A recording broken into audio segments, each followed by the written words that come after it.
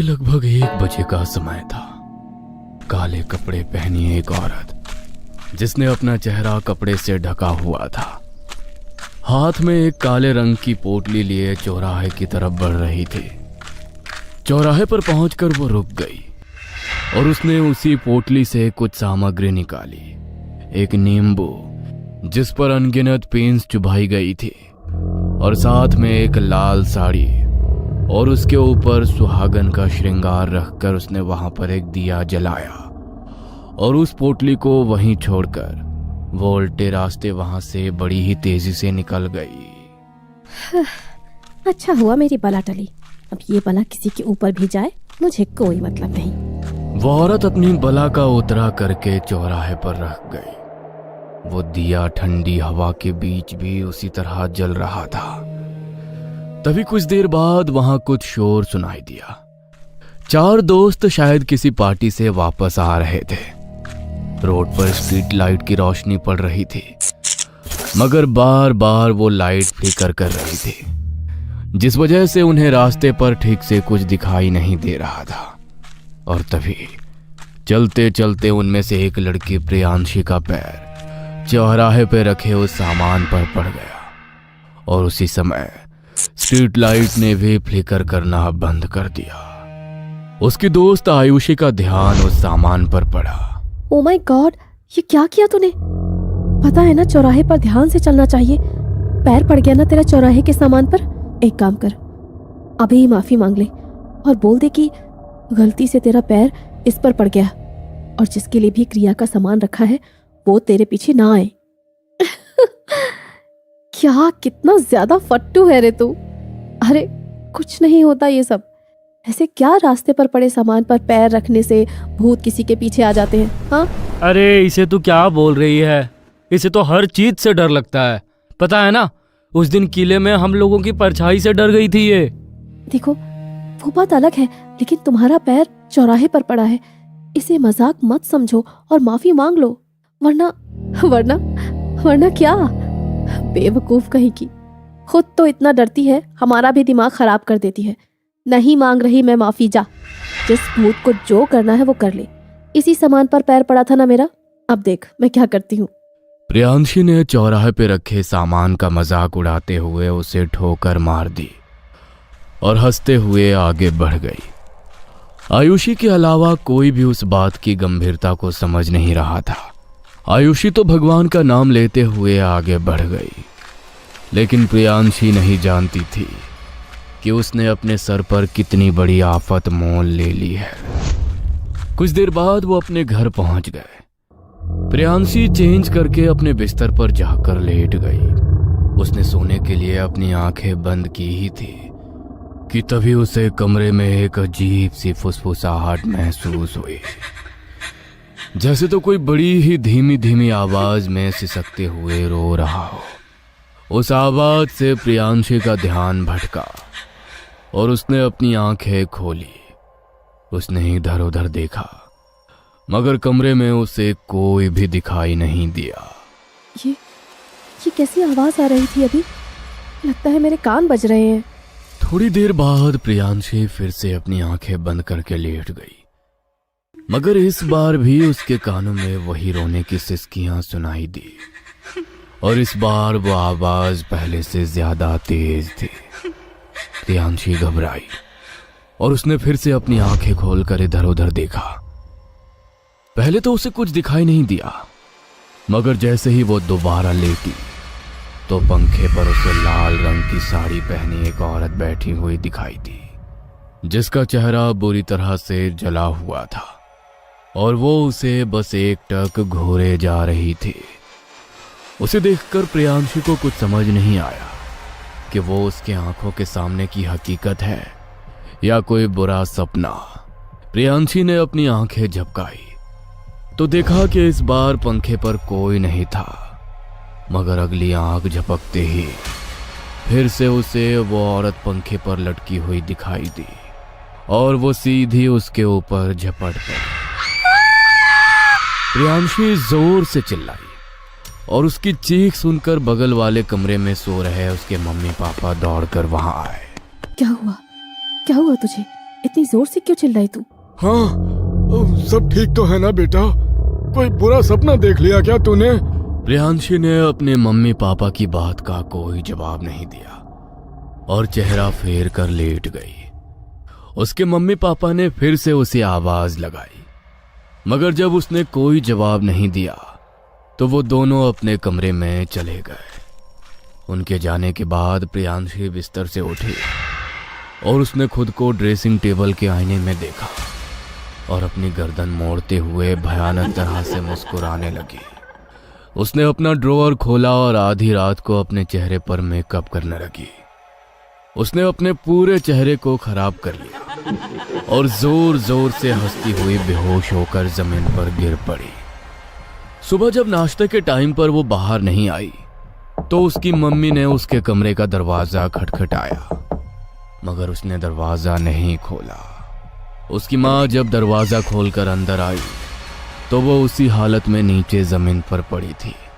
उसे देखकर उसकी माँ बुरी तरह डर गई। ये क्या हो गया प्रियांशी को? सुनिए जी, अंदर आइए। प्रियांशी के पापा जल्दी से अंदर दौड़कर आए और उसे देखकर वो भी घबरा गए। उन्होंने उसके चेहरे पर पानी छिड़का। प्रियांशी को हल्का होश आया तो उन्होंने उसे सहारा देकर बिस्तर पर बैठाया। ये क्या हाल बनाया हुआ है तूने अपना? और तू जमीन पर कैसे गिर गई थी? कल जब तू घर आई उसके बाद से न जाने कैसी कैसी अजीब हरकतें कर रही है। कल कुछ हुआ था क्या तेरे साथ जो तू हमें बता नहीं रही? प्रियांशी बस एक टक अपनी माँ को देखती रही, लेकिन उसने उनकी बात का कोई जवाब नहीं दिया।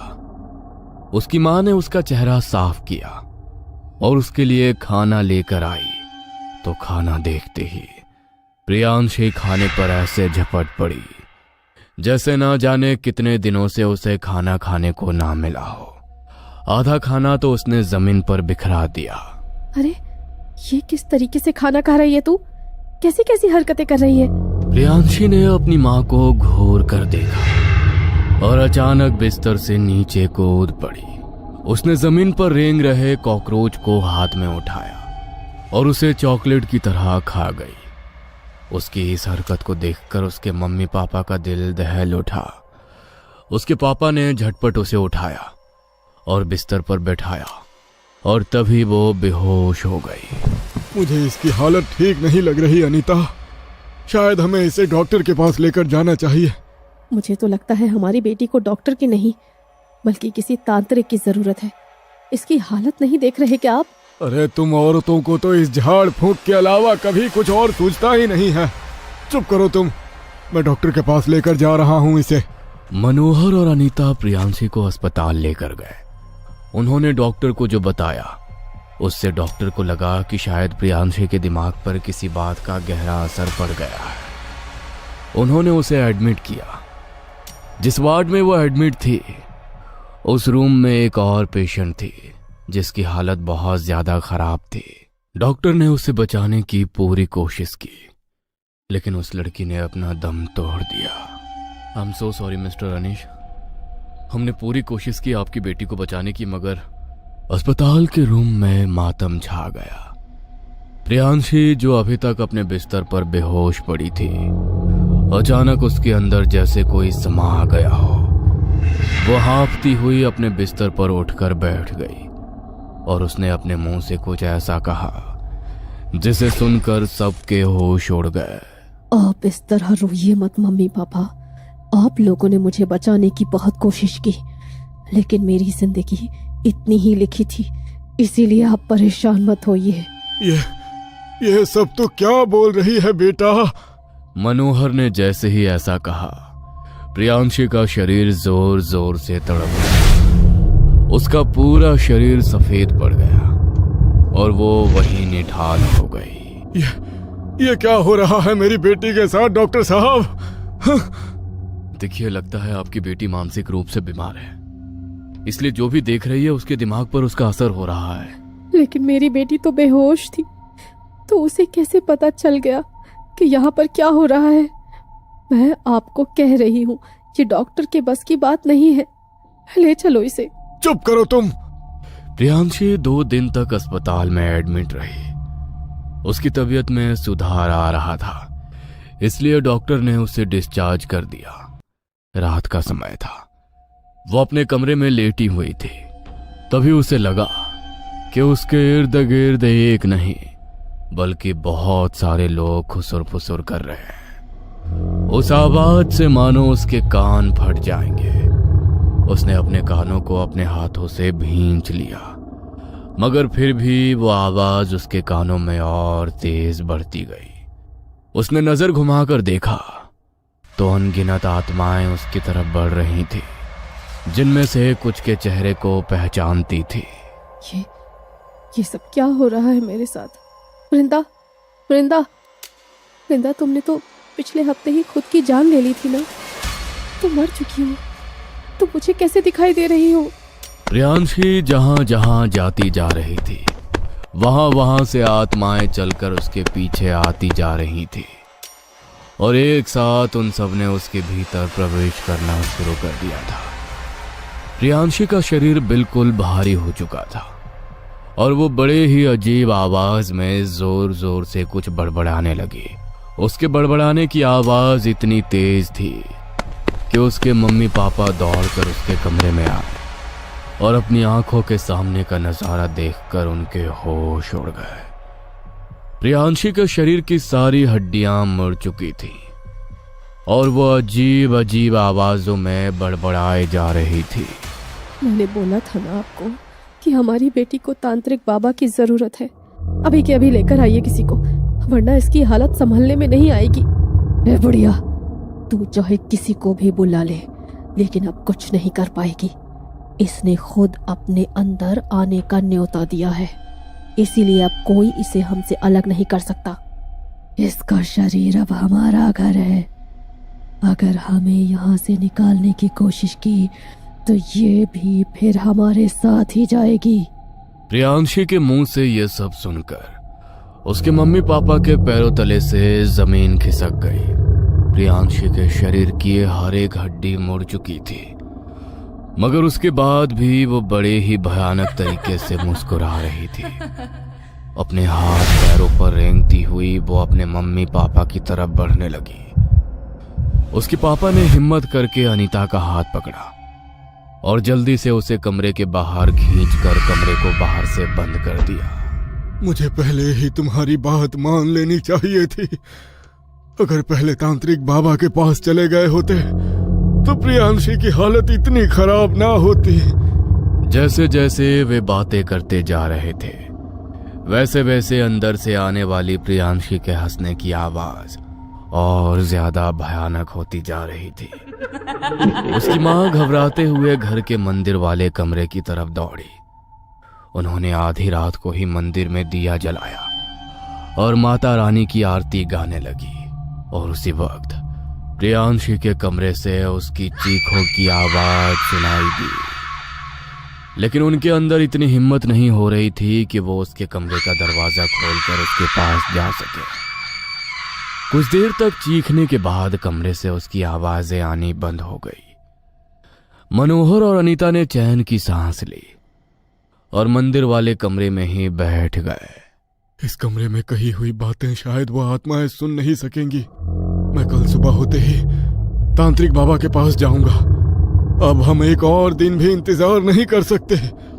अगली सुबह घर में बिल्कुल खामोशी थी, मगर शाम होते ही फिर से प्रियांशी के कमरे से वैसे ही हंसी की आवाज सुनाई देने लगी। दीवार को कुरेदने की आवाजें बाहर तक जा रही थी। उसकी उंगलियों का मांस फट चुका था और खून बहकर फर्श पर गिरने लगा था। उसकी मां ने कमरे का दरवाजा खोला और उसकी हालत देखकर उसकी आंखें फटी की फटी रह गईं। प्रियांशी उन्हें देखकर जोर जोर से हंसने लगी। तभी अचानक प्रियांशी का चेहरा गंभीर हो गया। कमरे के बाहर तांत्रिक बाबा खड़े थे, जिन्होंने कमरे के बाहर एक रक्षा घेरा खींच दी थी।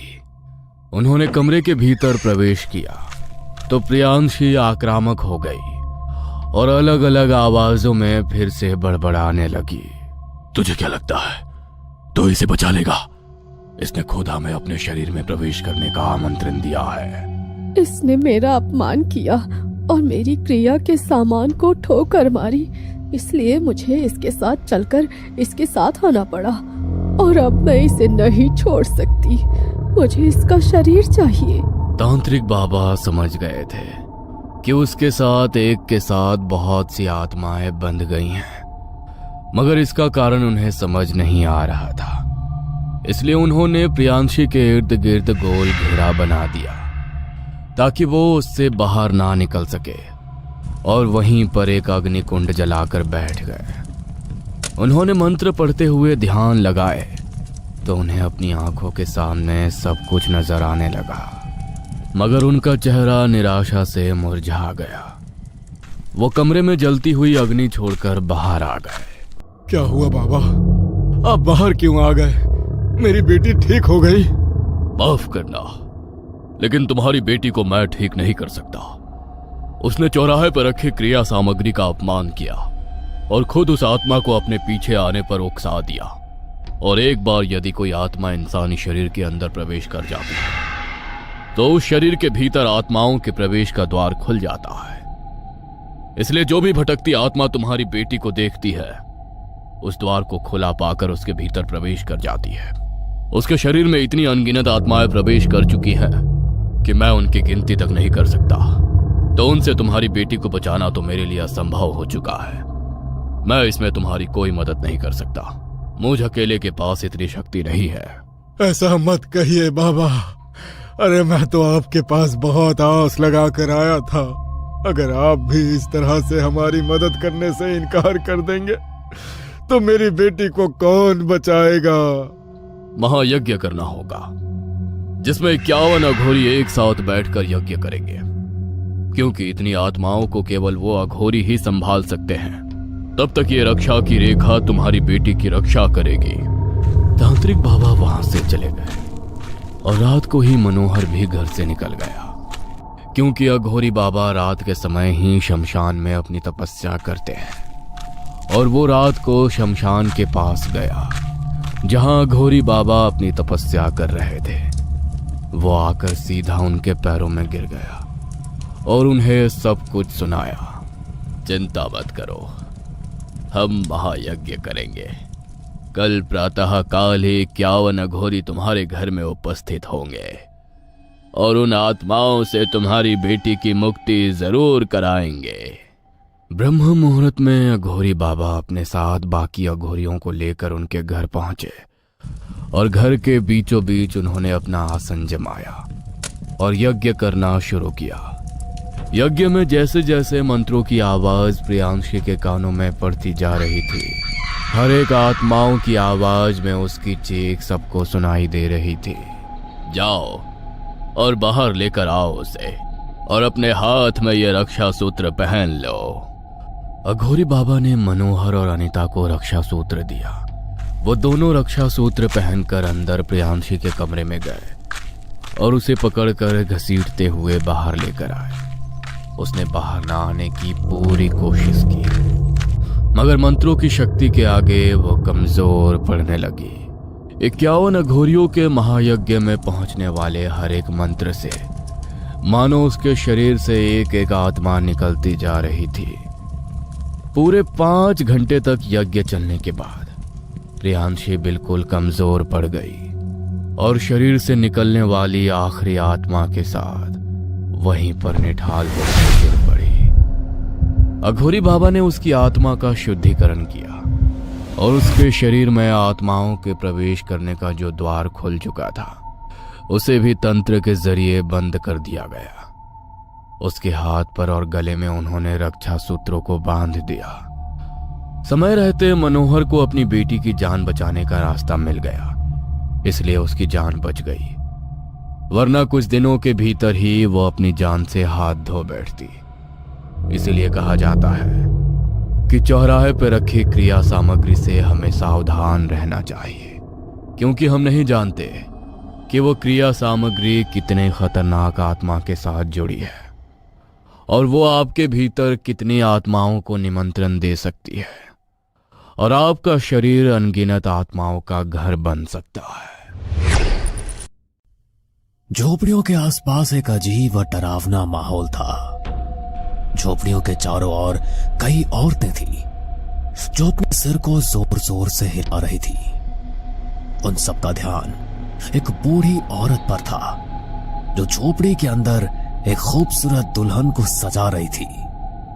उस औरत के कपड़े काले और मैले थे जो उसे और भी डरावना बना रहे थे। उसके चेहरे पर कई झुर्रियां थी। तभी बूढ़ी औरत ने एक कटोरा जो नीचे रखा था जिसमें खून भरा हुआ था, बूढ़ी औरत ने अपने अंगूठे को कटोरे में डुबोया और फिर उसे दुल्हन के माथे पर तिलक लगाया। तभी झोपड़ी के बाहर अचानक एक तेज रोशनी चमकी जिसने पूरे माहौल को खौफनाक कर दिया। उस चमक के साथ ही एक काली आकृति प्रकट हुई। यह आकृति 6 फुट लंबी, विशाल और शैतान जैसी दिखने वाली थी। उसका चेहरा चौड़ा, भयानक और कंकाल की तरह था।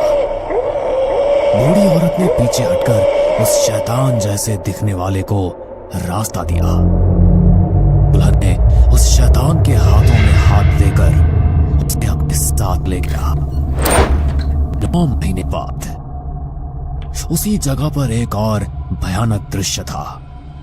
झोपड़ी के अंदर से एक औरत अपने बच्चे को जन्म देने वाली थी। कुछ देर बाद अचानक झोपड़ी के अंदर से एक बच्चे की किलकारी गूंजने लगी। मुबारक हो, लड़का हुआ। ये सुनते ही औरतें खुशी से जोर जोर से अजीब डरावनी आवाजों में चीखने लगी। तभी उस बूढ़ी औरत को एक आभास हुआ। उसी वक्त एक काले रंग का कुत्ता वहां आ गया। उसकी आंखें पूरी तरह से लाल थी और उसमें एक अजीब सी चमक भी थी। बूढ़ी औरत ने बच्चे को अपने गोद में लेते हुए उस कुत्ते से कहा, वो आ रहे हैं। इससे पहले कि वो इसे मार दे, इसे अपनी किस्मत की ओर ले जाओ। बच्चा काले कपड़े में लपेटा हुआ था। उस बच्चे के हाथ पर एक इंसानी खोपड़ी जैसा निशान था जो अंधेरे में चमक रहा था। उस कुत्ते ने बिना अपने दांतों को बच्चे को चुभाए बच्चे को पकड़ा और वहां से जंगल में भाग गया। तभी वहां मशाले लेकर कुछ ऋषि लोग आ पहुंचे। चलाओ इन शैतानों के पुजारियों को। ऋषियों ने झोपड़ी और तंबू को चारों ओर से घेर लिया और उसमें आग लगा दी। ऋषियों ने चारों ओर खोजबीन की, मगर जिस चीज की तलाश में वे थे वो उन्हें नहीं मिली। वे सब निराश होकर अपने गुरु वरिष्ठ शास्त्री के पास पहुंचे और बोले, शास्त्री जी, हमने उसे हर जगह खोजा मगर वो हमें कहीं नहीं मिला। शास्त्री जी ने गंभीरता से कहा, ये वही मनहूस रात है जिसका हमें वर्षों से इंतजार था। आज से नहीं बल्कि अभी से शुरू होती है हमारी असली तलाश, क्योंकि वो इस दुनिया में आ चुका है। दूसरी ओर कुंदेरा के मंत्री का घर रोशनी से जगमगा रहा था। हर कोना सजा हुआ था जैसे कोई उत्सव मनाया जा रहा हो, लेकिन घर के अंदर माहौल थोड़ा गंभीर था। मंत्री की पत्नी मृदुला अपने कमरे में थी। वो पीड़ा से गुजर रही थी। कमरे में डॉक्टर और नर्सें मौजूद थी और मंत्री, जिनका नाम ठाकुर विक्रम सिंह था, वो और उनके गुरुजी बाहर टहल रहे थे। डॉक्टर ने मृदुला को कहा, रिलैक्स मृदुला जी, सब ठीक है। आपको घबराने की जरूरत नहीं है, बस थोड़ी हिम्मत रखिए। कुछ देर बाद कमरे के अंदर से एक तेज और प्यारी आवाज आई। वो एक नवजात शिशु की किलकारी थी, लेकिन घर के पीछे के दरवाजे से एक अजीब आदमी चुपचाप अंदर आया। वो लंबा और दुबला था। उसके कपड़े मैले कुचैले और चेहरे पर अजीब सा भाव था। उसकी आंखें गहरी थी। वो आदमी के हाथ में एक बच्चा भी था। वो बिना किसी को देखे सीधे कमरे की ओर बढ़ा। कमरे के अंदर मौजूद नर्स ने उसे देखा और उसने मंत्री की बेटी को चुपचाप एक बेटे से बदल दिया। तुम जानते हो कि क्या करना है। इसे कहीं दूर फेंक देना या फिर मार देना। नर्स के हाथों पर एक अजीब चमकता हुआ निशान दिखा, जो ठीक वैसा ही था जैसा उस नवजात बच्चे के हाथ पर था। नर्स ने बच्ची को कपड़े में लपेटा और चुपचाप उसे उस आदमी के हवाले कर दिया। उस आदमी ने बच्ची को अपने हाथों में लिया और बिना एक शब्द कहे पीछे के दरवाजे से बाहर निकल गया। थोड़ी देर बाद नर्स ने अपने चेहरे पर एक अजीब मुस्कान के साथ कमरे से बाहर आकर मंत्री ठाकुर विक्रम सिंह से कहा, मंत्री जी बधाई हो, आपके घर बेटे का जन्म हुआ है। माँ और बच्चा दोनों स्वस्थ हैं। मंत्री ठाकुर विक्रम सिंह ने राहत की सांस ली और खुशी से नर्स का धन्यवाद किया। वो आदमी बच्ची को लेकर घने जंगल में पहुंचा। उस आदमी ने बच्चे को एक बड़े पत्थर पर रखा और अपनी कुल्हाड़ी से उसे मार दिया। 15 साल बाद मृदुला सुबह भगवान की पूजा कर रही थी। उस दिन भी पूजा के बाद उन्होंने अपने बेटे विराट को बुलाया। विराट, इधर आओ, भगवान का प्रसाद लो। विराट, जो 15 साल का हो गया था, अपनी मां की बात को अनसुना कर दिया। वो पूजा में कोई रुचि नहीं दिखा रहा था। मृदुला के चेहरे पर चिंता की लकीरें उभर गई थी। ये लड़का भगवान के प्रसाद को क्यों नहीं लेता? मुझे तो इसकी बहुत चिंता होती है। ठाकुर विक्रम सिंह ने कहा, जो पास ही खड़े थे। छोड़ो मृदुला, बच्चे बड़े हो रहे हैं, शायद ये उनकी उम्र का असर है। मैं दफ्तर जा रहा हूं, तुम चिंता मत करो। ठाकुर विक्रम सिंह अपने कार्यालय में पहुंचे और अपने काम में व्यस्त हो गए। कुछ देर बाद उनके सहायक ने अंदर आकर कहा, मंत्री जी, बाहर एक साधु आपसे मिलने आए हैं। वो कह रहे हैं कि आपसे मिलना बहुत जरूरी है। ठाकुर विक्रम सिंह ने सहायक को साधु को अंदर लाने के लिए कहा। कुछ ही पल में एक लंबा, जिसने लाल रंग के कपड़े पहने थे, तेज नजरों वाला साधु कमरे में दाखिल हुआ। साधु ने ठाकुर विक्रम सिंह को देखते ही कहा, मंत्री जी, मैं आपको एक बहुत जरूरी बात बताने आया हूं। ये बात आपके बेटे विराट से जुड़ी है। आपके बेटे के हाथ पर यह पवित्र धागा बांधना अत्यंत आवश्यक है। यह धागा एक बड़े संकट से आपको बचा सकता है। कसम है आपको, आपकी कुलदेवी की आपकी एक छोटी सी समझदारी कई वर्षों की षड्यंत्र को रोक सकती है। ठाकुर विक्रम सिंह गंभीरता से कहा, षड्यंत्र? ये आप क्या कह रहे हैं? मेरे बेटे के साथ ऐसा क्या हो सकता है? देखिए, 15 साल पहले जो कुछ भी हुआ था वो आपके बेटे के भाग्य को बदलने के लिए किया गया था। वो षड्यंत्र अब अपने अंजाम तक पहुंच गया है। अगर आपने ये धागा नहीं बांधा तो परिणाम भयानक हो सकते हैं। और धागा ठाकुर विक्रम सिंह को देते हुए वहां से चला गया। उस रात करीब 11 बजे का समय था। घर में सब सो चुके थे। ठाकुर विक्रम सिंह थकान के बावजूद साधु की चेतावनी को नजरअंदाज नहीं कर पा रहे थे। उनका मन बार बार वही बात दोहरा रहा था। ठाकुर विक्रम सिंह ने चुपचाप विराट के कमरे की ओर कदम बढ़ाए। कमरे में हल्का अंधेरा था। विराट गहरी नींद में सो रहा था। क्या सच में मेरे बेटे के साथ कुछ गलत हो सकता है? ठाकुर विक्रम सिंह ने खुद से पूछा। ठाकुर विक्रम सिंह ने धीरे धीरे विराट की कलाई उठाई और उस पर साधु द्वारा दिया गया धागा बांधने लगे। जैसे ही धागा कलाई पर कसकर बांधा, अचानक एक अजीब सी चमक फैल गई। ठाकुर विक्रम सिंह ने देखा कि धागा गर्म होकर जल गया। इससे पहले कि वो कुछ समझ पाते, विराट की नींद टूट गई।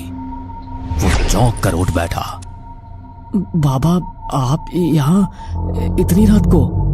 विराट ने अपनी कलाई की ओर देखा और उसकी आंखें चौड़ी हो गई। ये कैसे हुआ? मेरी कलाई कैसे जल गई? ठाकुर विक्रम सिंह ने घबराते हुए पूछा। बेटा, क्या तुम्हें दर्द हो रहा है? विराट ने अपनी कलाई को छूते हुए कहा, नहीं बाबा। ठाकुर विक्रम सिंह ने उसे शांत करते हुए कहा, बेटा तुम चिंता मत करो, सब ठीक है, तुम सो जाओ। विराट दोबारा सो गया, लेकिन ठाकुर विक्रम सिंह का मन अशांत था। वो कमरे से बाहर जाने के लिए मुड़ गया, लेकिन जैसे ही उसने विराट के बिस्तर की ओर देखा, उसकी सांसें थम गई। ठाकुर विक्रम सिंह ने देखा कि विराट के बिस्तर के पीछे की दीवार पर एक बड़ी परछाई दिखाई दे रही थी। उसके दोनों हाथ खुले हुए थे, मानो किसी को पकड़ने के लिए तैयार हो। ठाकुर विक्रम सिंह का शरीर ठंडा पड़ गया और उसके पैर कांपने लगे। ये क्या हो सकता है? उसने खुद से पूछा। डर के मारे वो तुरंत कमरे से बाहर भागा और अपनी पत्नी मृदुला को जगाया। मृदुला जल्दी चलो, विराट के कमरे में कुछ है, कोई साया है। मृदुला घबराई हुई ठाकुर विक्रम सिंह के साथ विराट के कमरे में गई। उसने कमरे का कोना कोना देखा, लेकिन वहां कुछ भी नहीं था। विराट गहरी नींद में सो रहा था और कमरे में शांति थी। मृदुला ने ठाकुर विक्रम सिंह से कहा, यहाँ तो कुछ भी नहीं है, आप बेवजह परेशान हो रहे हैं, शायद आप बहुत थक गए हैं। ठाकुर विक्रम सिंह ने इशारा करते हुए कहा, नहीं मृदुला, मैंने अपनी आंखों से देखा था। विराट के बिस्तर के पीछे की दीवार पर एक साया था, उसके दोनों हाथ फैले हुए थे। मृदुला ने दीवार की ओर देखा और फिर कहा, विक्रम जी, वहाँ कुछ भी नहीं है, ये आपकी थकान का असर हो सकता है, आप बहुत काम कर रहे हैं, चलिए अब आराम कीजिए। मृदुला ने ठाकुर विक्रम सिंह को समझाकर कमरे से बाहर ले जाने की कोशिश की, लेकिन ठाकुर विक्रम सिंह का मन शांत नहीं हो रहा था। वो बार बार दीवार की ओर देख रहा था। क्या मैंने सच में जो कुछ देखा था वो बस मेरी आंखों का धोखा था? ठाकुर विक्रम सिंह ने सोचा। उस रात ठाकुर विक्रम सिंह को नींद आ गई। उसका मन बार बार उसी साए के बारे में सोचता रहा। क्या ये साधु के दिए धागे का असर है, या विराट के साथ कुछ बड़ा खतरा जुड़ा हुआ है? अगले दिन जब मंत्री ठाकुर विक्रम सिंह अपने कार्यालय में काम कर रहे थे, तो वही साधु फिर से उनके पास आया। साधु ने गंभीर स्वर में पूछा, मंत्री जी, क्या आपने अपने बेटे के हाथ पर वो धागा बांध दिया था? ठाकुर विक्रम सिंह ने नाराजगी से जवाब दिया, देखिए, अब आप मेरे बेटे से दूर रहिए। साधु ने शांति से कहा, देखिए मंत्री जी, मैं आपके बेटे का भला चाहता हूं। ये धागा आपके बेटे की सुरक्षा के लिए था। अगर आप मेरी बात नहीं मानेंगे तो आपके परिवार पर संकट आ सकता है। ठाकुर विक्रम सिंह ने गुस्से में कहा, आप अपनी बातों से मुझे डराने की कोशिश मत कीजिए। मैं अपने परिवार की सुरक्षा कर सकता हूं। कृपया आप यहां से चले जाइए। हाँ, ठीक है मंत्री जी, मैं आपके बेटे के बारे में अब कुछ भी नहीं कहूंगा, लेकिन अगर आप अपने परिवार को किसी अनहोनी से बचाना चाहते हैं तो आपको मेरे साथ चलना होगा। ठाकुर विक्रम सिंह ने हैरानी से पूछा, आप मुझे कहां ले जाना चाहते हैं? मुझे आपको अपने गुरु वरिष्ठ शास्त्री जी के पास ले जाना है। वही ही आपको इस संकट का समाधान बता सकते हैं। ठाकुर विक्रम सिंह ने गुस्से में कहा, मैं कहीं नहीं जाऊंगा। आप लोग केवल डराने और भ्रमित करने के लिए ऐसी बातें करते हैं। मेरे बेटे और मेरे परिवार को आपके उपायों की कोई जरूरत नहीं है। साधु ने गंभीरता से कहा, मंत्री जी, ये आपका निर्णय है, लेकिन याद रखिए, यदि आप मेरी बात नहीं मानेंगे तो जो होगा उसकी जिम्मेदारी आपकी होगी। मैं सिर्फ आपको सावधान करने आया था। ठाकुर विक्रम सिंह ने कहा, ठीक है, मैं आपके साथ चलता हूं। साधु और मंत्री ठाकुर विक्रम सिंह वरिष्ठ शास्त्री जी के मंदिर पहुंचे। शास्त्री जी ने ठाकुर विक्रम सिंह को देखकर कहा, आ गए आप मंत्री जी? अब समय आ गया है कि आप सच्चाई जाने। ठाकुर विक्रम सिंह ने चिंतित स्वर में पूछा, कहिए, आप मुझसे क्या कहना चाहते हैं? वरिष्ठ शास्त्री जी ने गंभीरता से कहा, जो मैं बताने वाला हूं उसे सुनने की हिम्मत रखनी होगी। यदि आप तैयार हैं तो मेरे साथ चलिए। वरिष्ठ शास्त्री जी ठाकुर विक्रम सिंह को मंदिर के अंदर एक गुफा की ओर ले गए। गुफा का वातावरण रहस्यमय था। दीवारों पर प्राचीन चित्र बने हुए थे। गुफा के बीच में एक बड़ी पुस्तक रखी हुई थी।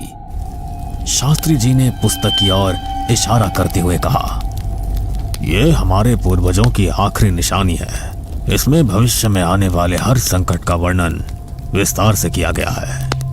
ठाकुर विक्रम सिंह ने हैरानी से पूछा, ये कैसी पुस्तक है और इसका मेरे बेटे से क्या संबंध है?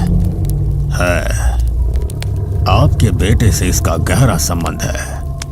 पहले मैं आपको एक और चीज दिखाना चाहता हूं। शास्त्री जी गुफा की एक दीवार की ओर बढ़े। उन्होंने जल्दी मशाल को दीवार के पास ले जाकर कहा, यह दीवार हमारे पूर्वजों ने बनाई थी। इस पर उन्होंने उस शैतान का चित्र बनाया था जो आने वाले समय में संसार को संकट में डाल सकता है। अब आप इसे देखिए। जैसे ही दीवार पर बनी आकृति स्पष्ट हुई, ठाकुर विक्रम सिंह की सांसें थम गई। दीवार पर निकाली गई तस्वीर किसी और की नहीं बल्कि उनके बेटे विराट की थी। ठाकुर विक्रम सिंह ने कांपते हुए कहा, ये कैसे हो सकता है? ये तो मेरे बेटे की तस्वीर है। तुम्हारा बेटा विराट कोई साधारण बच्चा नहीं है, वो शैतान की संतान है। क्या बकवास कर रहे हैं आप? मेरा बेटा मासूम है। ये सब झूठ है। मेरे बेटे के बारे में ऐसी बातें मत कीजिए आप। सच से भागने से सच बदलता नहीं है। क्या तुमने कभी सोचा है कि उस रात क्या हुआ था जब तुम्हारा बच्चा पैदा हुआ था? हाँ, मुझे याद है। डॉक्टर ने कहा था कि मेरी पत्नी ने एक बेटे को जन्म दिया है। क्या तुमने अपनी आंखों से देखा था कि तुम्हें बेटा ही हुआ था? सच तो यह है कि उस रात तुम्हारी पत्नी ने एक बेटी को जन्म दिया था, लेकिन किसी ने उस बेटी को तुमसे छीनकर एक बेटे से बदल दिया, और वो बेटा विराट शैतान की संतान है। ये सब झूठ है। ये सब झूठ है। डॉक्टर ने खुद कहा था कि बेटा हुआ है। तुमने बस डॉक्टर की बात पर यकीन कर लिया, लेकिन खुद देखा नहीं। अगर मेरी बात पर विश्वास नहीं है तो फिर जाओ और उस डॉक्टर से पूछो जिसने तुम्हारी पत्नी की डिलीवरी करवाई थी। मंदिर की गुफा से बाहर आते हुए ठाकुर विक्रम सिंह गुस्से में अपनी गाड़ी की ओर बढ़ते हैं। उनके साथ सुरक्षा गार्ड भी थे। गाड़ी डॉक्टर मृणाल के घर ले चलो, तुरंत। गाड़ी तेज रफ्तार से डॉक्टर के घर की ओर बढ़ती है। ठाकुर विक्रम सिंह डॉक्टर मृणाल के घर पहुंचे। घर की हालत खौफनाक थी। चारों तरफ सन्नाटा था। डॉक्टर मृणाल, दरवाजा खोलिए। दरवाजा धीरे धीरे अपने आप खुल गया था। अंदर से ठंडी हवा का झोंका आ रहा था। डॉक्टर मृणाल, आप यहां हैं? जवाब दीजिए। लेकिन कोई जवाब नहीं आता। ठाकुर विक्रम सिंह पूरे घर में इधर उधर देखते हैं, लेकिन कोई नजर नहीं आ रहा था। ठाकुर विक्रम सिंह ने कहा, लगता है घर में कोई नहीं है। ठाकुर विक्रम सिंह वापस जाने के लिए निकल ही रहे थे, लेकिन जैसे ही ठाकुर विक्रम सिंह पीछे मुड़े, डॉक्टर मृणाल उनके सामने खड़ी थी। उनके बाल सफेद हो चुके थे और उन्होंने काले कपड़े पहने थे। डॉक्टर मृणाल, ये आप हैं? आपका ये हाल कैसे हुआ? आ गए तुम? मैं यहाँ अपने बेटे के बारे में कुछ जानने आया हूँ। बताओ, उस रात मेरी पत्नी ने किसको जन्म दिया था, बेटा या बेटी? तुम्हारा बेटा। क्या तुम सच में ये मानते हो कि वो तुम्हारा बेटा है, या शायद तुम्हें ये जानना है कि उसकी माँ कौन है, या फिर उससे भी बड़ा सवाल कि उसका बाप कौन है? तुम्हारे सारे सवालों के जवाब तुम्हें चाहिए तो हर अमावस की रात 2 बजे अपने बेटे का मुंह देखो। तुम्हारा बेटा एक। जैसे ही मृणाल आके कुछ बोलती, एक जंगली कुत्ते ने डॉक्टर मृणाल पर हमला कर दिया। वो जोर जोर से गुर्रा रहा था। कुत्ता डॉक्टर मृणाल पर झपटा और उन्हें जमीन पर गिरा दिया। वो उनकी गर्दन पर काटने लगा था। मृणाल की चीखें पूरे घर में गूंज उठी। ठाकुर विक्रम सिंह तुरंत अपने गार्ड्स को आवाज देते हुए, गार्ड्स जल्दी अंदर आओ, यहाँ कोई जंगली जानवर है, जल्दी करो। गार्ड्स बाहर से दौड़ते हुए आते गए, लेकिन जब तक वे अंदर पहुंचते हैं तब तक बहुत देर हो चुकी थी। गार्ड्स जैसे ही कमरे में दाखिल होते हैं, कुत्ता डॉक्टर मृणाल को बुरी तरह नोच चुका था। उनकी गर्दन और शरीर खून से लथपथ थी। उनकी सांसें थम चुकी थी। साहब ये क्या हुआ? ये कौन सा जानवर था? किसी जंगली कुत्ते ने इन पर हमला कर दिया। ठाकुर विक्रम सिंह और गार्ड्स चारों तरफ देखते हैं, लेकिन कुत्ता कहीं दिखाई नहीं देता। रात का समय था। हवेली में सन्नाटा पसरा हुआ था। ठाकुर विक्रम सिंह डॉक्टर मृणाल की बातों से परेशान और डर से कांपते हुए अपने बेटे विराट के कमरे की ओर जा रहे थे। घड़ी में रात के 1:58 हो रहे थे। ठाकुर विक्रम सिंह के मन में डॉक्टर मृणाल की चेतावनी गूंज रही थी। अमावस की रात 2 बजे अपने बेटे का चेहरा देखना। ठाकुर विक्रम सिंह ने धीरे धीरे कमरे का दरवाजा खोला। अंदर अंधेरा था। सिर्फ चांद की हल्की रोशनी खिड़की से अंदर आ रही थी। विराट बिस्तर पर गहरी नींद में सो रहा था। ठाकुर विक्रम सिंह ने घड़ी की तरफ देखा। घड़ी में 1:59 हो चुके थे। ठाकुर विक्रम सिंह ने ठंडी सांस ली और अपने बेटे के पास जाकर खड़े हो गए। 2 बजने में अब सिर्फ कुछ सेकंड ही बचे थे। जैसे ही घड़ी का कांटा 2 पर पहुंचा, ठाकुर विक्रम सिंह ने कांपते हुए विराट के चेहरे से चादर हटाई और फिर ठाकुर विक्रम सिंह का दिल दहशत से भर गया। विराट का चेहरा इंसानी नहीं रहा। उसका चेहरा पूरे बालों से ढका हुआ था और उसकी आंखें चमक रही थी जैसे किसी जंगली जानवर की हो। उसके दांत बड़े और नुकीले हो गए थे, मानो वो किसी भयानक भेड़िया में बदल गया हो। विराट ने अचानक अपनी लाल चमचमाती आंखें खोली और सीधे ठाकुर विक्रम सिंह की तरफ देखा। कौन हो तुम? मैं मेरे बाप का बेटा हूं। ठाकुर विक्रम सिंह ने पीछे हटने की कोशिश की, लेकिन उनके पैर कांप रहे थे। इससे पहले कि वो कुछ समझ पाते, विराट बिस्तर से कूदकर उनकी तरफ झपटा। नहीं, दूर रहो मुझसे। लेकिन विराट ने एक ही झटके में ठाकुर विक्रम सिंह का सिर अपने नुकीले दांतों से पकड़ लिया और उनका सिर उनके शरीर से अलग कर दिया। खून चारों तरफ फैल गया और विराट ने सारा खून अपने जुबान से एक ही बार में चाट लिया। इसके बाद विराट ने ठाकुर विक्रम सिंह के सिर को जोर से छत की ओर उछाला और फिर हवेली की छत से नीचे फेंक दिया। ठाकुर विक्रम सिंह का सिर और शरीर नीचे जमीन पर गिरकर बुरी तरह चूर चूर हो गया। अचानक एक जोरदार धड़ाम की आवाज सुनाई दी।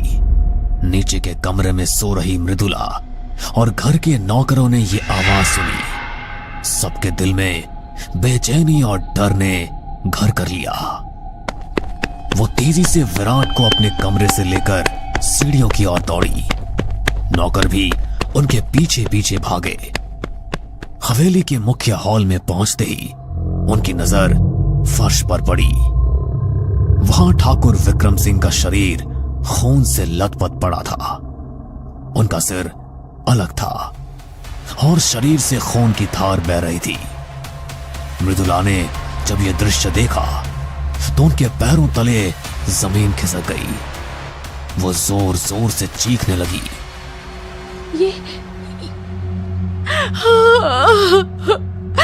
विक्रम जी, ये क्या हो गया? आप हमें छोड़कर कैसे जा सकते हैं? घर के नौकर भी ये दृश्य देखकर हक्का बक्का रह गए। उनमें से एक ने धीरे से कहा, पता नहीं क्या हुआ होगा कि मालिक की ऐसी बेरहम मौत हो गई होगी। मृदुला फर्श पर गिर पड़ी और ठाकुर विक्रम सिंह के खून से सने शरीर को पकड़कर रोने लगी। आप हमें ऐसे छोड़कर नहीं जा सकते ठाकुर विक्रम सिंह जी। हमारा क्या होगा, विराट का क्या होगा? अगले दिन पूरे रीति रिवाजों के साथ ठाकुर विक्रम सिंह का अंतिम संस्कार किया गया। गांव के लोग और पार्टी के कार्यकर्ता भारी संख्या में मौजूद थे। सभी के चेहरों पर शोक और आंखों में आंसू थे। मृदुला ने अपने बेटे विराट को लेकर एक बड़ा फैसला किया। उन्होंने सोचा, विराट को इस माहौल से दूर ले जाना ही बेहतर होगा, ताकि वो पढ़ाई पूरी कर सके और अपने पिता के सपनों को साकार कर सके। इसीलिए उन्होंने विराट को विदेश भेजने का निर्णय लिया। 10 साल बीत गए। विराट अब एक युवा, शिक्षित और प्रभावशाली व्यक्तित्व बन चुका था। विराट की वापसी की खबर सुनकर गांव और पार्टी के लोग उत्साहित थे। ठाकुर विक्रम सिंह के समर्थक और पार्टी के नेता अब विराट को अगला मंत्री बनाने की तैयारी कर रहे थे। हवेली के बाहर बड़ी भीड़ जमा थी। हर कोई नारे लगा रहा था, विराट बाबू की जय, विराट बाबू की जय। हमारा नेता कैसा हो, विराट बाबू जैसा हो, विराट बाबू जैसा हो, विराट बाबू जैसा हो। लोग ढोल नगाड़े बजा रहे थे। चारों तरफ खुशी और उत्साह का माहौल था। झंडे और बैनर लहरा रहे थे जिन पर लिखा था, विराट बाबू हमारे भविष्य के नेता। हवेली के मुख्य द्वार पर मृदुला खड़ी थी, सफेद साड़ी में सजी, आंखों में आंसू और चेहरे पर एक हल्की सी मुस्कान। उन्होंने अपने बेटे का स्वागत करने के लिए पूरा इंतजाम किया था। आज मेरा बेटा लौट रहा है, अब वही अपने पिता के सपनों को पूरा करेगा। गाड़ी रुकते ही विराट नीचे उतरा। मृदुला ने अपने बेटे के स्वागत के लिए आरती की थाली सजाई थी। जैसे ही विराट उनकी तरफ बढ़ा, मृदुला ने मुस्कुराते हुए आरती शुरू की और फूलों की माला लेकर उसके गले में डालने की कोशिश की। लेकिन तभी कुछ ऐसा हुआ जिसकी किसी ने कल्पना तक नहीं की थी। मृदुला ने जैसे ही उसके माथे पर तिलक लगाने के लिए हाथ बढ़ाया, विराट ने अचानक उनका हाथ पकड़कर नीचे हटा दिया। यह सब करने की जरूरत नहीं है, विराट ने ठंडी और सख्त आवाज में कहा। मृदुला चौंक गई। उनके हाथ कांपने लगे और आंखों में आंसू भर आए। उन्होंने सोचा था कि 10 साल बाद मेरा बेटा मेरे सीने से लग जाएगा। लेकिन विराट का ये व्यवहार उनके दिल को चीर गया। उस रात मृदुला सो नहीं सकी। उनका मन बेचैन था और आंखों से आंसू रुकने का नाम ही नहीं ले रहे थे। उन्होंने सोचा, विराट इतना बदल कैसे गया? क्या मैंने अपने बेटे को ठीक से नहीं पाला, या फिर वो मुझसे दूर होकर इतना कठोर हो गया है? सुबह होते ही मृदुला ने सफेद साड़ी पहनी, माथे पर हल्का तिलक लगाया और भगवान की मूर्ति के सामने हाथ जोड़कर प्रार्थना की। फिर वो मंदिर के पुजारी पंडित जी से मिलने चली गई। मंदिर में शांति थी। घंटियों की मधुर ध्वनि और अगरबत्ती की खुशबू वातावरण को पवित्र बना रही थी। मृदुला ने पंडित जी को प्रणाम किया और आंखों में आंसू लिए कहा, पंडित जी, मैं बहुत परेशान हूँ। मेरे बेटे विराट का व्यवहार अब मुझसे सहन नहीं हो रहा। वो भगवान के हर चिन्ह से दूर रहता है। मैंने उसे तिलक लगाना चाहा, लेकिन उसने मेरा हाथ हटा दिया। क्या मेरा बेटा बदल गया है? पंडित जी ने गंभीर स्वर में कहा, ठाकुराइन जी, आपने जो भी बताया वो सच में चिंताजनक है। विराट भगवान की पूजा पाठ और धार्मिक कामों से दूर रहता था। ये एक संकेत है कि कुछ गड़बड़ है। पंडित जी ने गंभीरता से मृदुला की बात सुनी और फिर गहरी सोच में पड़ गए।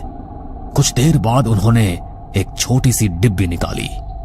उसमें एक सुंदर अंगूठी रखी हुई थी। अंगूठी में 5 अलग अलग रंगों के हीरे जड़े हुए थे जो चमक रहे थे। पंडित जी ने मृदुला को वो अंगूठी देते हुए कहा, ठाकुराइन जी, ये अंगूठी मैंने 5 विशेष मंत्रों से अभिमंत्रित की है। ये बहुत शक्तिशाली है। इसमें जड़े हुए 5 हीरे अलग अलग शक्तियों का प्रतीक है। आप इसे विराट को पहना दीजिए। अगर ईश्वर ने चाहा तो ये अंगूठी उसकी सारी समस्याओं को दूर कर देगी। मृदुला ने अंगूठी को हाथ में लेते हुए पूछा, पंडित जी, क्या ये सच में मेरे बेटे को सही रास्ते पर ला पाएगी? पंडित जी ने शांत स्वर में कहा, ठाकुराइन जी, ये अंगूठी भगवान का आशीर्वाद है। इसे पहनाने से उसके अंदर की नकारात्मक शक्तियां कमजोर हो जाएंगी। लेकिन ध्यान रखें, इसे पहनाते समय आप उसे ये ना बताएं कि यह अंगूठी किस लिए है। बस इसे किसी बहाने से पहना दीजिए। मृदुला ने पंडित जी का धन्यवाद किया और अंगूठी को अपने पास संभाल कर रख ली। उनके मन में एक उम्मीद जागी, क्या मृदुला विराट को वो अंगूठी पहना पाएगी? विराट भगवान के प्रसाद से दूर क्यों रहता है? क्या विराट के अंदर सच में कोई शैतान है या ये सब किसी की साजिश है? जानने के लिए देखना ना भूलें इस कहानी का अगला भाग। दोस्तों,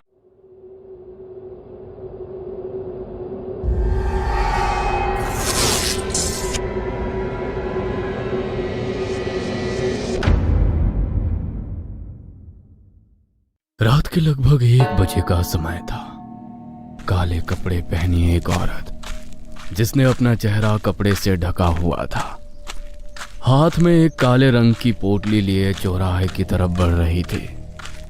चौराहे पर पहुंचकर वो रुक गई और उसने उसी पोटली से कुछ सामग्री निकाली।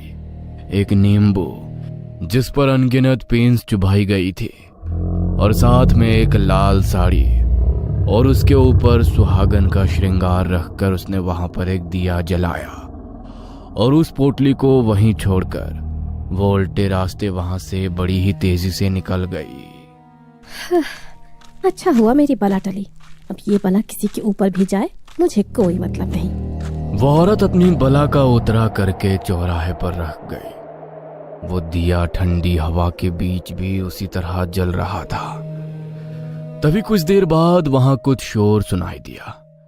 4 दोस्त शायद किसी पार्टी से वापस आ रहे थे। रोड पर स्ट्रीट लाइट की रोशनी पड़ रही थी, मगर बार बार वो लाइट फ्लिकर कर रही थी, जिस वजह से उन्हें रास्ते पर ठीक से कुछ दिखाई नहीं दे रहा था।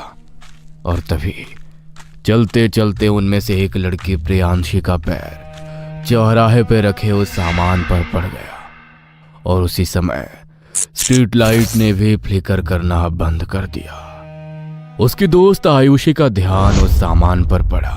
ओ माय गॉड, ये क्या किया तूने? पता है ना चौराहे पर ध्यान से चलना चाहिए। पैर पड़ गया ना तेरा चौराहे के सामान पर। एक काम कर, अभी ही माफी मांग ले और बोल दे कि गलती से तेरा पैर इस पर पड़ गया और जिसके लिए भी क्रिया का सामान रखा है वो तेरे पीछे ना आए। क्या कितना ज्यादा फट्टू है रे तू। अरे कुछ नहीं होता ये सब। ऐसे क्या रास्ते पर पड़े सामान पर पैर रखने से भूत किसी के पीछे आ जाते हैं? हाँ, अरे इसे तू क्या बोल रही है? इसे तो हर चीज से डर लगता है। पता है ना, उस दिन किले में हम लोगों की परछाई से डर गई थी ये। देखो वो बात अलग है, लेकिन तुम्हारा पैर चौराहे पर पड़ा है। इसे मजाक मत समझो और माफी मांग लो, वरना वरना वरना क्या? बेवकूफ कहीं की। खुद तो इतना डरती है, हमारा भी दिमाग खराब कर देती है। नहीं मांग रही मैं माफी, जा। जिस भूत को जो करना है वो कर ले। इसी सामान पर पैर पड़ा था ना मेरा, अब देख मैं क्या करती हूँ। प्रियांशी ने चौराहे पे रखे सामान का मजाक उड़ाते हुए उसे ठोकर मार दी और हंसते हुए आगे बढ़ गई। आयुषी के अलावा कोई भी उस बात की गंभीरता को समझ नहीं रहा था। आयुषी तो भगवान का नाम लेते हुए आगे बढ़ गई, लेकिन प्रियांशी नहीं जानती थी कि उसने अपने सर पर कितनी बड़ी आफत मोल ले ली है। कुछ देर बाद वो अपने घर पहुंच गए प्रियांशी चेंज करके अपने बिस्तर पर जाकर लेट गई। उसने सोने के लिए अपनी आंखें बंद की ही थी कि तभी उसे कमरे में एक अजीब सी फुसफुसाहट महसूस हुई, जैसे तो कोई बड़ी ही धीमी धीमी आवाज में सिसकते हुए रो रहा हो। उस आवाज से प्रियांशी का ध्यान भटका और उसने अपनी आंखें खोली।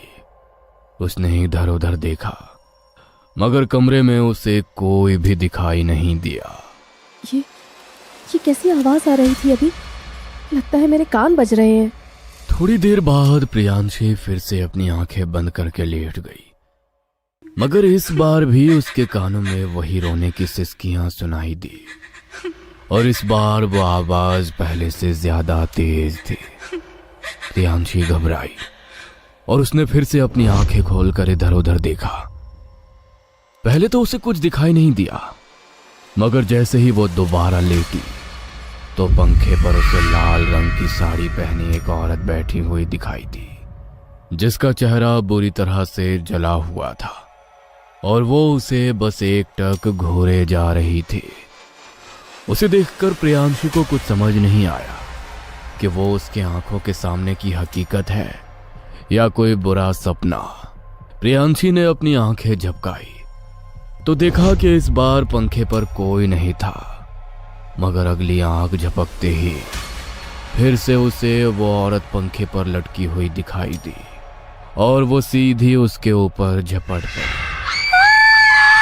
प्रियांशी जोर से चिल्लाई और उसकी चीख सुनकर बगल वाले कमरे में सो रहे उसके मम्मी पापा दौड़कर वहां आए। क्या हुआ तुझे? इतनी जोर से क्यों चिल्लाई तू? हाँ, सब ठीक तो है ना बेटा? कोई बुरा सपना देख लिया क्या तूने? प्रियांशी ने अपने मम्मी पापा की बात का कोई जवाब नहीं दिया और चेहरा फेर कर लेट गई। उसके मम्मी पापा ने फिर से उसे आवाज लगाई, मगर जब उसने कोई जवाब नहीं दिया तो वो दोनों अपने कमरे में चले गए।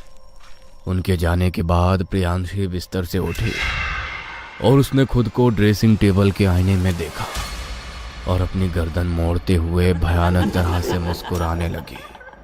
उसने अपना ड्रॉअर खोला और आधी रात को अपने चेहरे पर मेकअप करने लगी। उसने अपने पूरे चेहरे को खराब कर लिया और जोर जोर से हंसती हुई बेहोश होकर जमीन पर गिर पड़ी।